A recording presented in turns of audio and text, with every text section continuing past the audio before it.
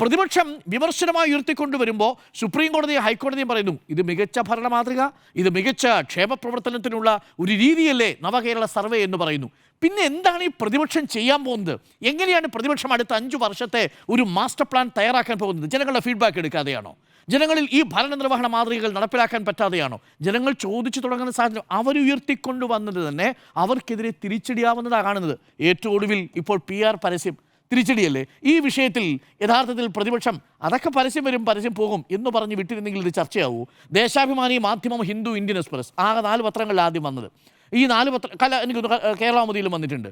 ഇത് നമ്മൾ വായിക്കുന്ന സമയത്ത് നമ്മളാണ് ഈ വാർത്ത ആദ്യം പ്രേക്ഷകർക്ക് കൊടുക്കുന്നത്. ഞാനാണ് ആ പരസ്യം വായിക്കുന്നത്. ആ പരസ്യം ഞാൻ വായിച്ചതിനെ തുടർന്നാണ് പിന്നീട് പല ആളുകൾ ഇത് ടാഗ് ചെയ്ത് പോകുന്നു, മറ്റ് ചാനലുകൾ ഏറ്റെടുക്കുന്ന സാഹചര്യവും കൂടി ഉണ്ടാകുന്നു. പിന്നീട് പ്രതിപക്ഷം അതിൻ്റെ അപകടം മണത്ത് വലിയ ആരോപണം ഉണ്ടാക്കുന്നു. വായിക്കാത്ത മനുഷ്യന്മാർ വായിച്ചു.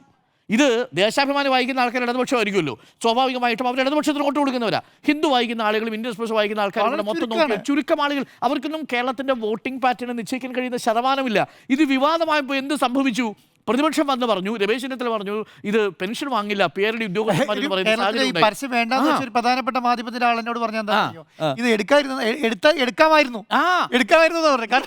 ഇത്ര വലിയ ചർച്ചയാവുന്ന എടുക്കാമായിരുന്നു. മാത്രമല്ല എന്നിട്ട് വലിയ മാധ്യമ ധാർമ്മികതയെ കുറിച്ചൊക്കെ പറയുക. അടിസ്ഥാനമായി പരസ്യത്തെക്കുറിച്ച്, പരസ്യവും ജേർണലിസവും തമ്മിലുള്ളതിനെ കുറിച്ച് അക്കാദമികമായിട്ട് ഒരു ബോധമില്ലാത്തവരാണ്.